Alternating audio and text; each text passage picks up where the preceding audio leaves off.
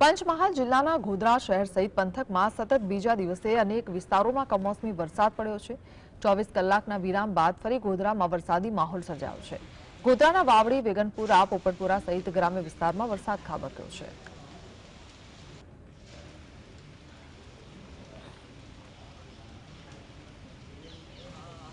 તાપી જિલ્લામાં સતત બીજા દિવસે વહેલી સવારથી વરસાદી માહોલ જોવા મળ્યો છે। તાપી જિલ્લાના વ્યારા સહિત આસપાસના વિસ્તારમાં કમોસમી વરસાદ પડ્યો છે।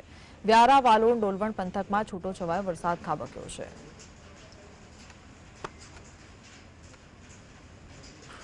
મોરબી જિલ્લામાં ઝરમર વરસાદ શરૂ થયો છે। મોરબી શહેર, હળવદ, માળિયા સહિતના વિસ્તારમાં કમોસમી વરસાદ પડ્યો છે।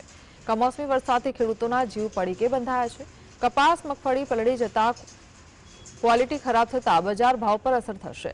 રણમાં કમોસમી વરસાદથી અગરિયાની મહેનત ઉપર પાણી ફરી વળ્યું છે।